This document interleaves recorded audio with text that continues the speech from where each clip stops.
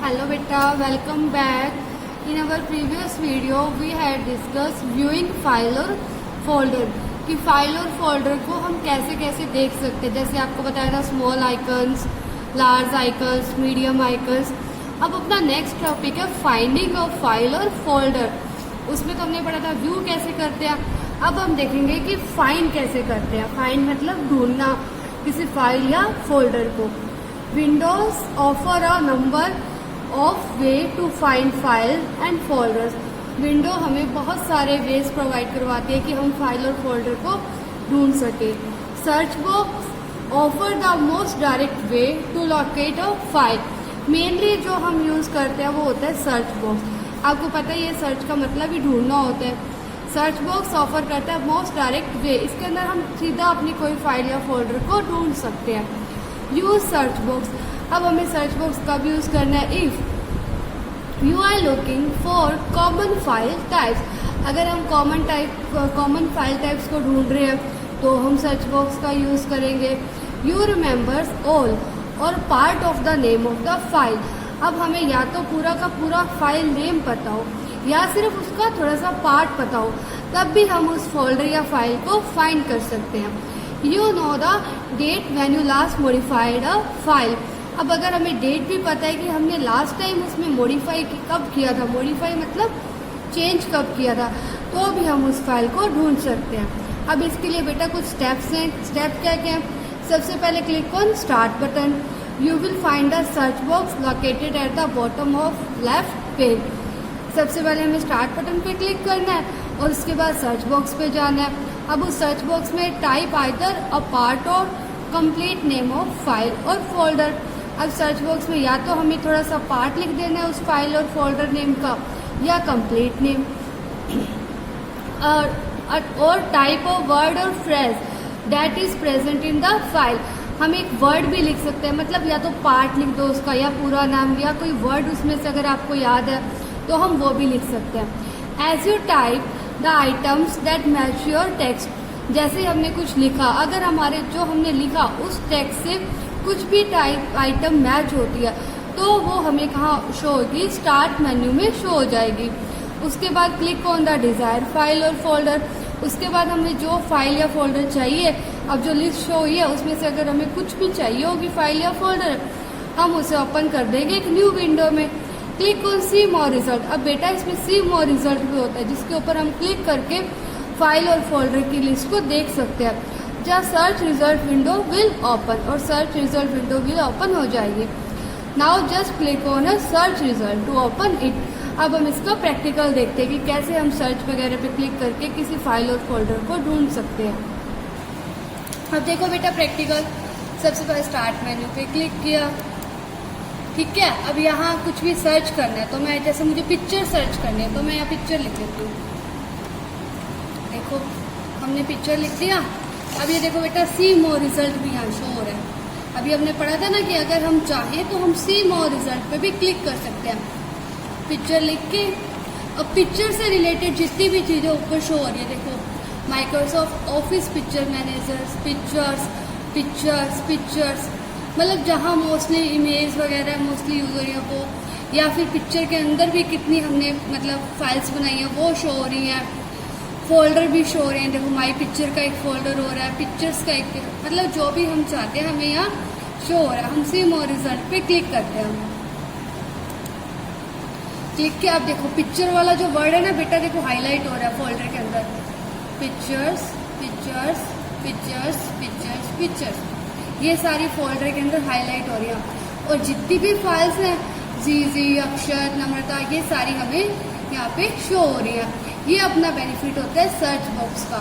अब यहाँ हम क्लिक करते हैं, अब ये देखो एक नई विंडो भी शो हो जाती है हमें।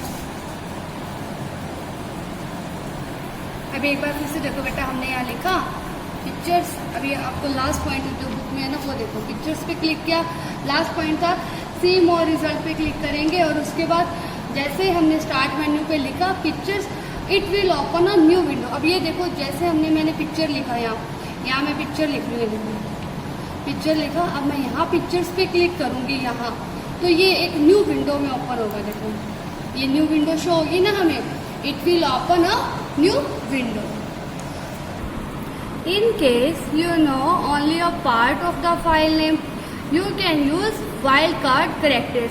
अगर हमें थोड़ा कोई पार्ट ही पता है, फाइल नेम पूरा नहीं पता, हमें सिर्फ पार्ट पता है, तो हम बेटा क्या यूज़ कर सकते हैं, वाइल्ड कार्ड करेक्टर्स को भी यूज़ कर सकते हैं टू लोकेट ऑल फाइल्स और folder that contain that part in their name. Star and question mark are two wild card character. अब हमारे वाइल्ड कार्ड करेक्टर कौन से होते हैं बेटा, स्टार और क्वेश्चन मार्क, जो मेनली या कॉमनली हम यूज़ करते हैं सर्च बॉक्स के अंदर.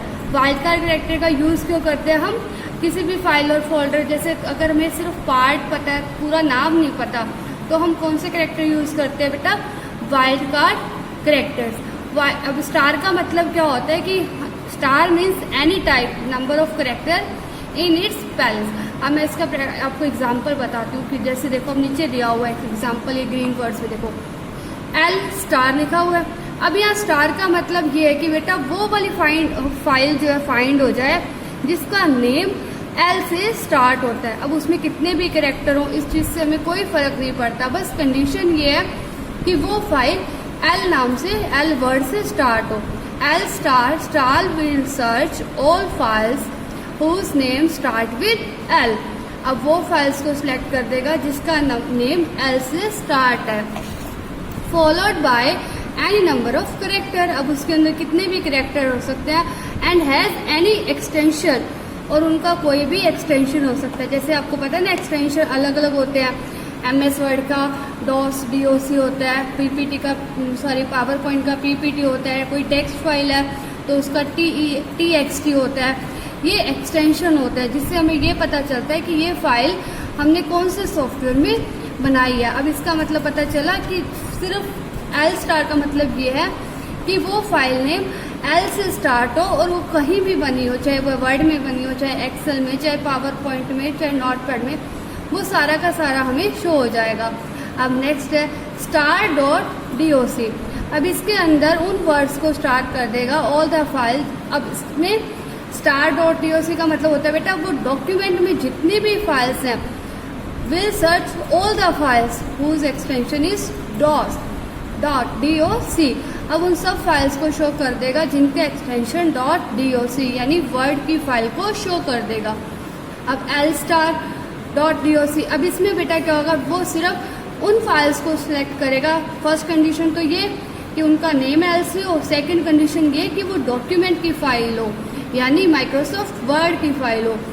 Will search for all the files whose extension is doc and their name begin with the letter L follow by any character. एक तो L से स्टार्ट हो और दूसरी वो वर्ड की फाइल हो. अब नेक्स्ट वाइल्ड कार्ड अपना question mark. Question marks means any one character in its place. Question mark का मतलब बेटा ये होगा कि एक ही करेक्टर होना चाहिए. अभी तो हम ऊपर पढ़ रहे थे ना कि कितने भी करेक्टर हो सकते हैं, फॉलो बाई एनी करेक्टर, लेकिन इसमें क्या होगा, सिर्फ एक ही करेक्टर होगा.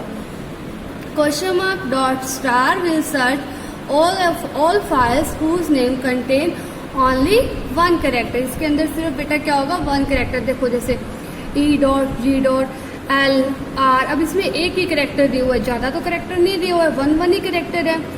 कीप्स, फिर क्वेश्चन मार्क, फिर .doc. will search for all the file name whose name begin with keeps. अब जिसका नेम किससे स्टार्ट है, कीप्स से, फॉलो बाई वन करेक्टर.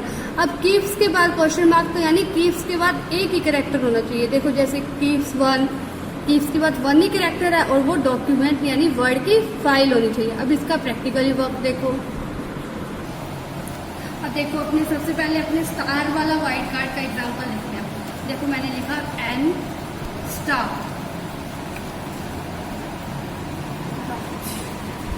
अब इसमें वो फाइल्स शो कर दो जो हमारी N से स्टार्ट हो रही है.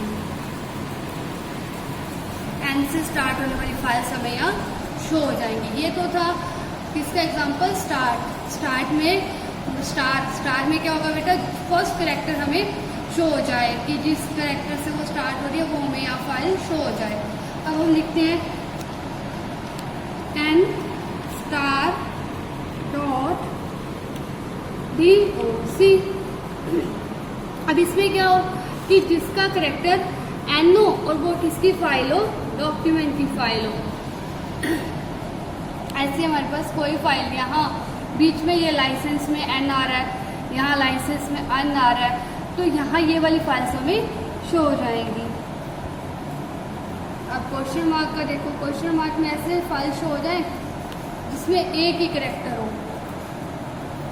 यहाँ हम स्टार्ट में जाएंगे, यहाँ लिखेंगे question mark dot then star. अब ये देखो मेरे पास ऐसी सिर्फ दो ही फाइल्स हैं जिनमें वन करेक्टर है, 7.doc 1 ही करेक्टर 7 और s। सिर्फ इस पीसी में ये दो ही फाइल्स हैं जिनमें वन करेक्टर यूज हुआ है। ये तो थे बेटा अपने वाइल्ड कार्ड करेक्टर्स, जिसमें कौन कौन से करेक्टर पढ़े हमने, स्टार एंड क्वेश्चन मार्क। अब नेक्स्ट है वर्किंग विद कंट्रोल पैनल।